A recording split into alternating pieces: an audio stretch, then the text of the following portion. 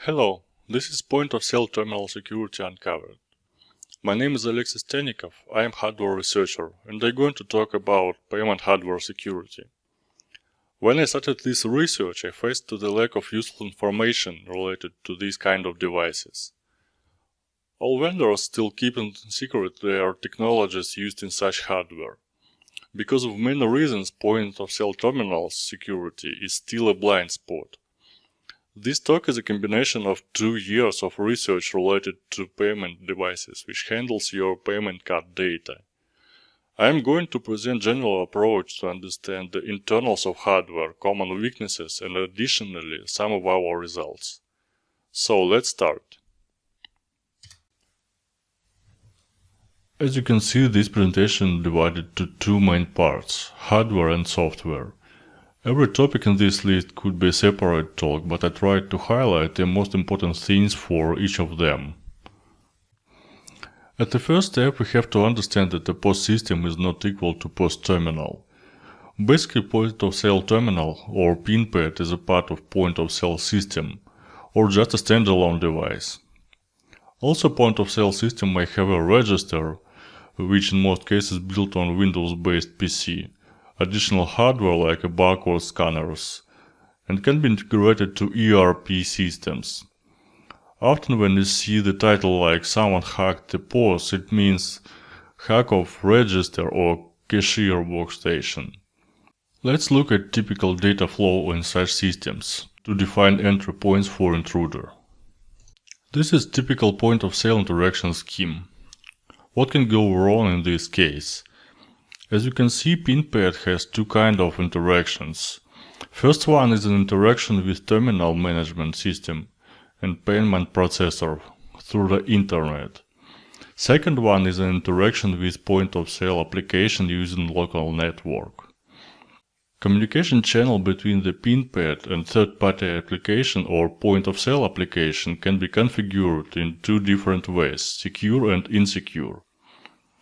Common attack in this case is the difference between amount shown on pin pad and amount really charged from your card. This is about vulnerable configuration. But I want to pay attention to the most common thing in my talk.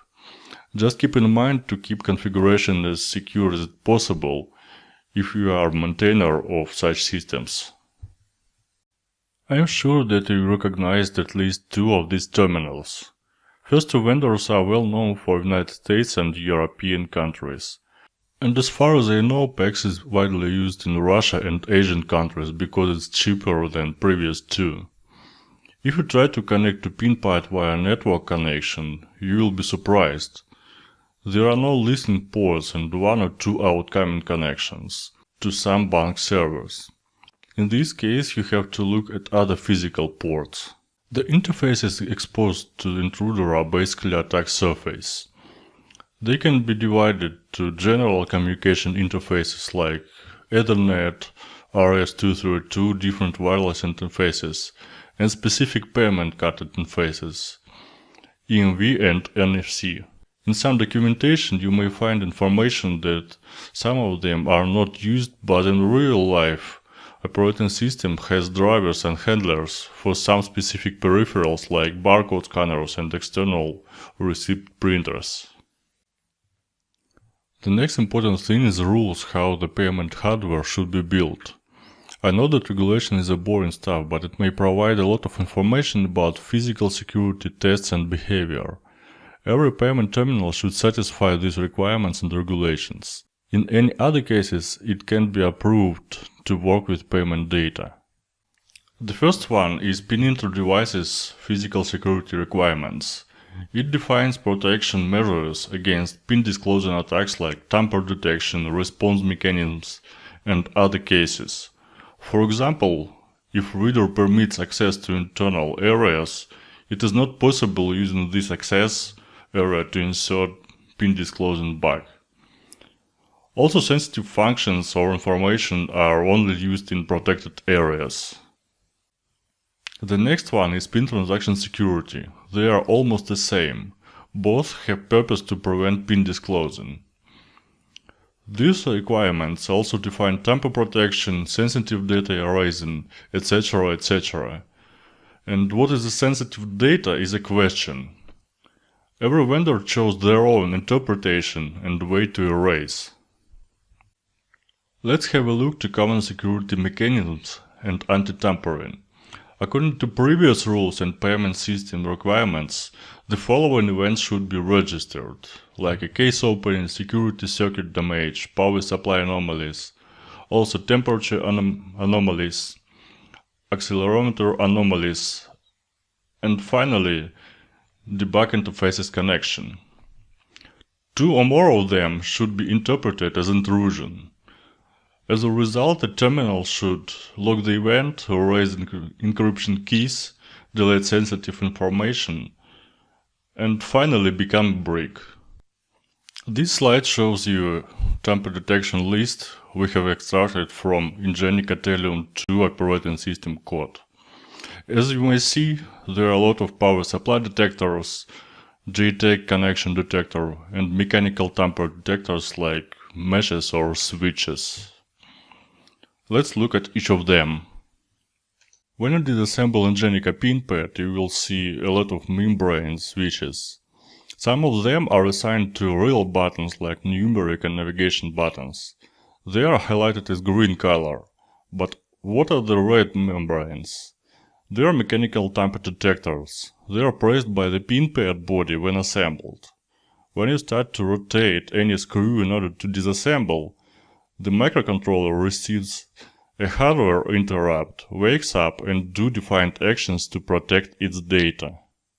Another critical measure is a wire mesh, as shown on this slide.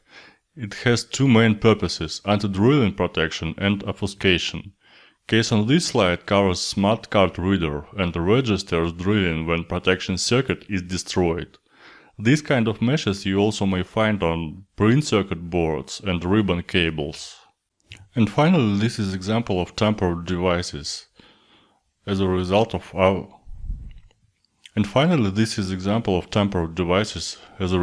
some of our attempts. Some of them became unusable, and some of them asks you for factory password. The main idea is when device is tampered, it should be passed to service. Basically, only authorized service may restore the device, and only bank service can restore it and load the application. And what consequences anti-tampering bypass may have. One example related to mobile point of sale demonstrated on Black Hat, United States. The researchers realized that this device doesn't have any anti-tampering detectors. They found points on circuit to connect in order to obtain encrypted MAC-stripe data. And finally, it allows them to collect sensitive payment information directly from device. Another cool research made by SR Labs and presented on CCC. Among their findings were anti-tampering bypass, unlocked and exposed JTAG connection, and software vulnerabilities. What you may do with such vulnerabilities we will discuss a bit later. Anyway, these findings compromised the whole device, and now it's deprecated. Another 2 examples related to the relay attacks and skimming. You can read more using the links below. And now it's time to talk about debug and maintenance features. When you disassembled the point-of-sale terminal, you realize that it is a very complex device. Your imagination and background paint something like what you see on this slide. Because you know that the iPhone, for example, has very specific JTAG adapter. In this case, you can find some forum topics about firmware uploading, tamper clearing, and related stuff. But this is what you see in reality. Verifone and PAX use the adapter from SimpleRS232 to Ethernet connector with custom wiring. You can reproduce them yourself. Ingenico uses just a usual USB port for firmware uploading and service actions. These cables used for factory reset, clear security flags, upload firmware and sometimes for specific debugging. But at the moment we still don't have firmware and don't know any information about architecture of microcontroller. And now we should fill this gap. Teardown is my favorite step when I work with new hardware. It delivers a lot of happiness to you, as the favorite thing to all children is to break new toy and see what they have inside. In the case if you already have the firmware, it's good to understand the internals of hardware. If you properly define the exact CPU or MCU, it helps you to understand the operating system internals, peripherals and other helpful things. This is an example of old model made by Verifone. It built using Samsung ARM-based CPU. You may read more about using a link below, but our region of This is an example of old model made by Verifone. It built using Samsung ARM-based CPU. You may read more about using the link below, but our region of interest is more modern devices. This is the internals of modern Verifone 520. Here you can see the branded MCU and non-flash memory. Definitely this MCU should be a relatively popular one, but in this case it is rebranded. It makes more difficult to understand the firmware internals. In this case, firmware could be dumped from non-flash memory using non-programmer. Luckily I found one guy on Twitter who solved the same task. He defined the exact model of MCU by pinout. It was Broadcom Secure MCU BCM5892. You can find header files with definitions of all peripherals in some Linux kernel sources. There are some other ways to determine the exact MCU, and I am going to show one of them in next slides. The next one is Ingenico pinpad. There is basically no difference. Is it portable or countertop? They all built using the same hardware and use the same operating system. I'm sure it is well known for all of you. You saw this photo on the slide with tampering detectors. In this case, pay attention to the microcontroller under the membrane. It is branded crypto processor. They called it Booster in their binaries. It stores the encryption keys inside and handles the most of critical cryptography tasks like updates, signature checks, and etc. etc. This is other side of print circuit board, and you see another branded microcontroller. They call it application processor according to its purpose. Exactly, you can find any information about this microcontroller. As in previous case, flash memory in upper left corner stores operating system and application codes. You can desolder the flash memory in order to obtain the contexts. You can desolder the flash memory in order to obtain operating system and application code for research. In this case, it's good to know the exact MCU to understand work with peripherals and other peculiarities. One other important thing is flash contents you are going to dump is compressed. You should solve unpacking tasks by yourself. Booster probably is one of Atmel Cortex M3 MCU series, but in an unusual package. I can't do anything in this case without laboratory and tools for decapping. Application processor looks like general purpose microcontroller, and I tried to define the exact model. This is another scenario to define MCU. At the first step I desoldered this MCU and defined the exact package. At the next step I made list of all microcontroller candidates for this package. Then I defined power supply pins by PCB using multimeter and filtered all unfit candidates by pinout. The next thing you can see in test path close to the microcontroller.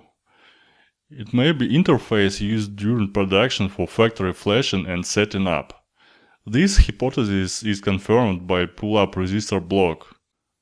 The next list I made was pinout candidates. At the moment I had list of microcontrollers only by microchip. This list is on the slide. And as a result I defined GTAG pinout, and I think the exact model is AT91SAM9G20. We tried to apply memory and register maps to our binaries and its fit. But sadly, the JTAG is turned off. The next case of pin pads is Chinese PAX point-of-sale terminals. They are very similar to Verifone by their internals, but uses completely different software inside. When you disassemble one of them, you will find the same microcontroller. And almost the same NAND flash memory as used in all modern Veriphones. NAND flash contains exposes to you encrypted and uncompressed binaries of proprietary operating system and application. Exactly the file system structure is proprietary. Now you can buy a couple of them from eBay, for example, and start your own payment hardware research. And a few words about the tampering reset. Definitely all terminals have different ways to clear tampering flags. Some of them, like PAX, uses simple hard-coded passwords. Verifone models needed to upload dummy encryption keys to clear tamper flags. And Ingenico, as far as I know, stores security flags and keys in separate hardware controller. And it can be reset using an external hardware.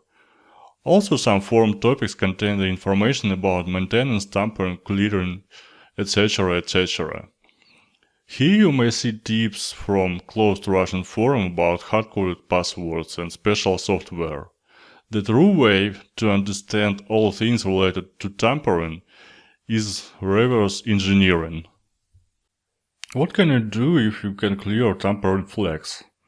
For example, when you cleared these flags, you are able to upload the application again and play with the configuration. You may try to write and upload your own firmwares. Tamper clearing may help you to restore after your experiments or use it opened in order to research internal interfaces using logical analyzer. Some of the pin pads are able to turn on some debug capabilities, and in this case you can run any applications under the debugger. Now, when we know some information about the hardware and connections, we should cover another blind spot: payment card interfaces. EMV is a payment method based upon a technical standard for smart payment cards.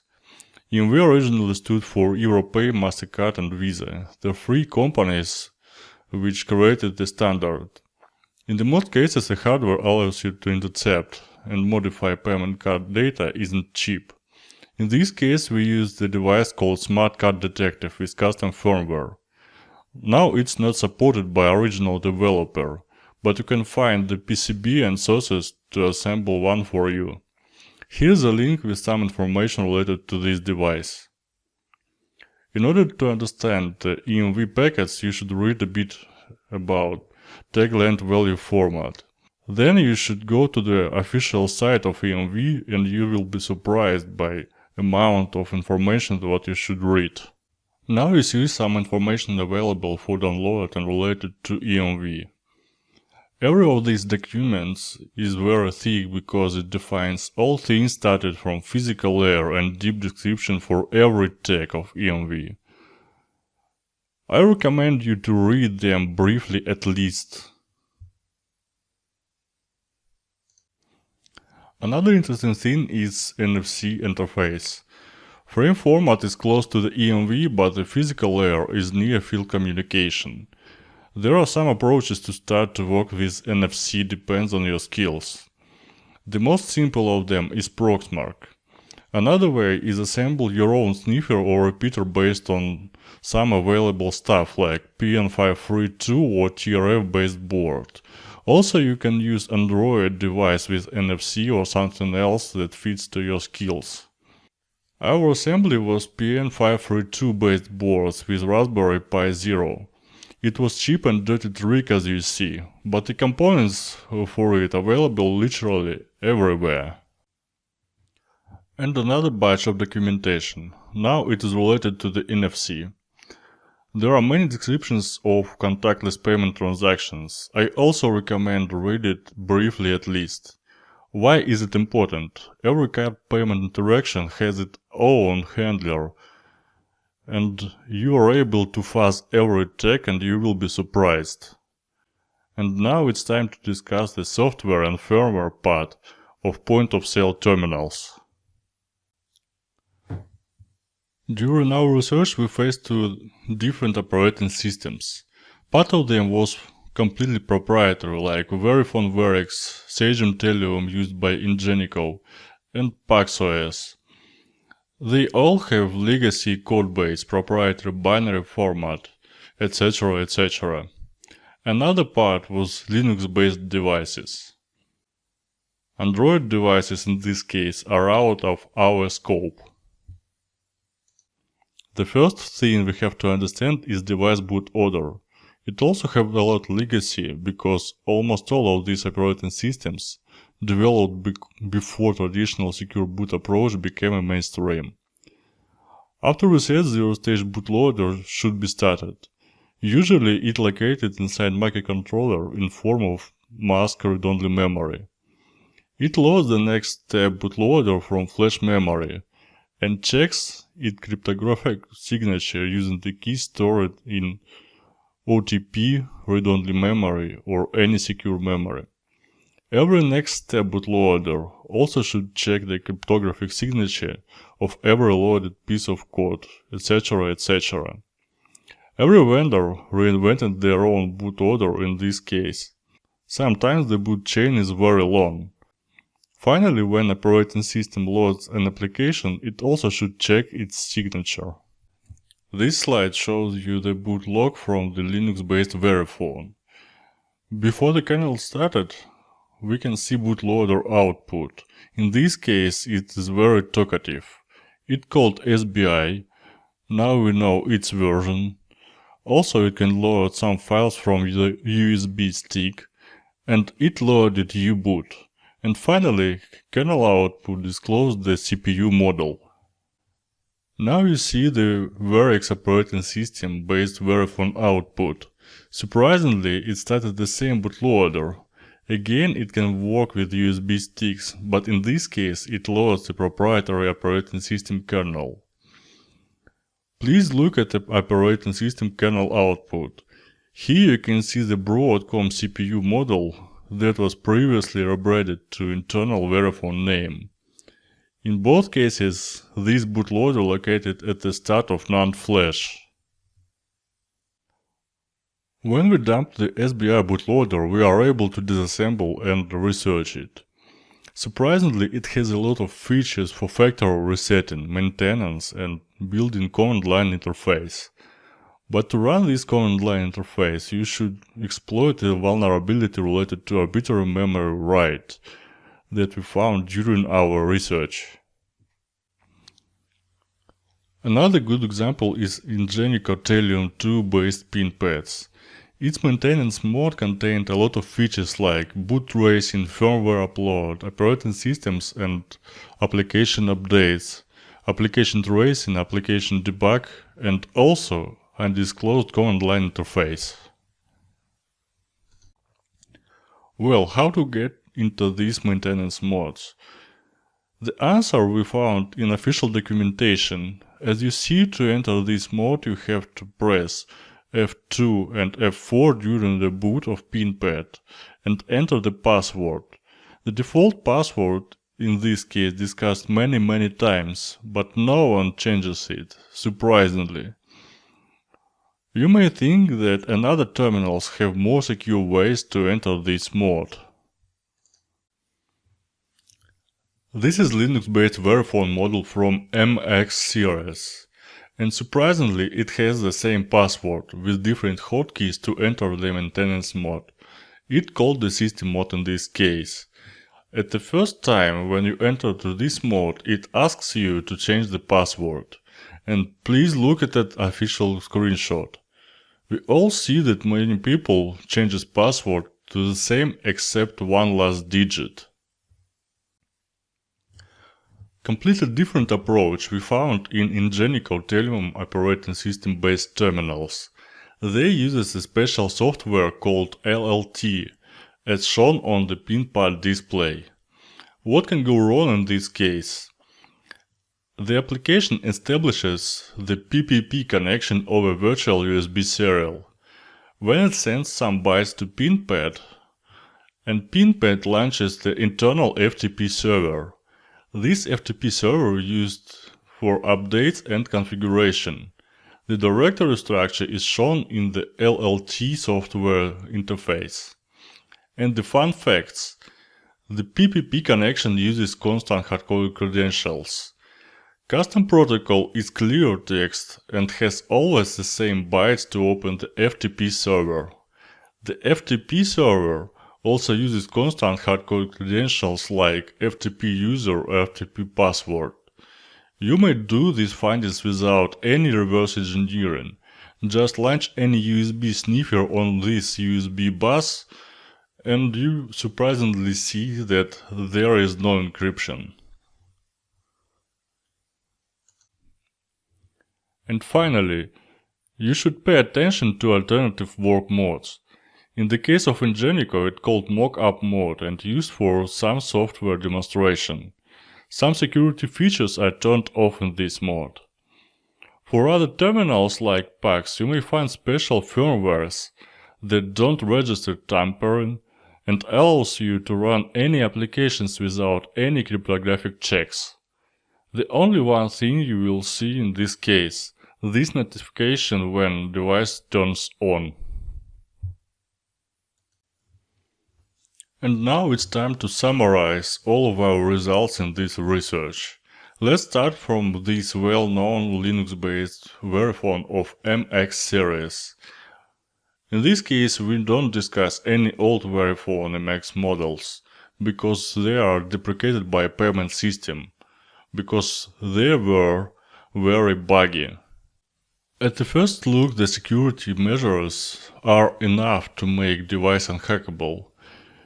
It has all traditional tampering detectors and additionally maintenance password, no declared access to command line interface, signed updates, and on the Linux level, it has well-configured role-based access control. But the reality multiplies these security measures by 0, because no one changes the default password. There is special mode when stdout and stdr logged via serial port exists. Also you may find interesting a lot of shell command injection directly from the user interface and very simple role-based access control by PoS. The link to this research when the researcher started the Doom game is below. And again, we found a way to install and run unsigned packages. The next interesting case is Verix operating system based terminals. I'm sure all of you saw this kind of devices. Please don't be confused by a wide range of models like countertop portable devices, devices with Bluetooth or with GSM modules. Every vulnerability you found in one device will work on every other Verix operating system based device, because they all have the same code base. As the previous devices, Verix based pin pads have the same measures like maintenance password, command line interface doesn't exist, updates are signed and encrypted, and they should have well tested and strong code base. But again, no one changes the maintenance password. During our research we found pre-installed binaries from standard OS package. One of them called VSH like Verix shell and can be ran directly from maintenance mode. The result you may see on the screenshot. We found weak cryptography schemes which allows you to run any unsigned code. And finally, decryption keys for updates decryption could be instructed from the device memory. The one of the most interesting sort of devices is Telium operating system based devices by Ingenico. I also showed that at least one of these devices from the picture is known for you in real life. And again, there is very wide range of devices with the same code base. Let's look at their security. The vendor approach looks like in previous cases but with some peculiarities. For example, they use specialized software for maintenance and separate crypto processor for cryptographic operations. And other things like tamper detectors, encryption, etc. a standard for any point-of-sale terminals, as we already know. And what we realized during our Ingenico research. Private maintenance software is accessible from the internet. A lot of protocols are accessible from the LLT mode. Some of them are vulnerable, another one allows you to run device with some debug capabilities. Update signature doesn't matter if you have remote code execution on the device or debug. Finally, there is a lot of buggy legacy code. The last one kind of pin pads is PAX devices. They are less known for you, but the vendor approaches are less complex than any of previous cases. This is why I'd recommended to start your research from these models. Surprisingly, the maintenance software is accessible from internet again.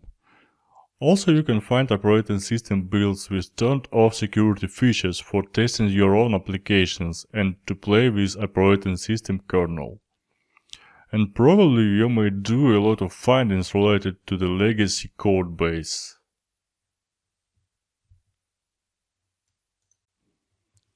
Why you shouldn't afraid to start paying hardware research? Basically, you don't need to have any banking account to interact with hardware.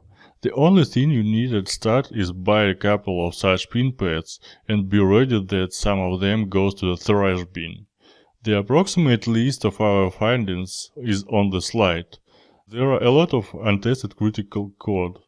We found some buffer overflows and logical flaws in kernel, as well as network state and others.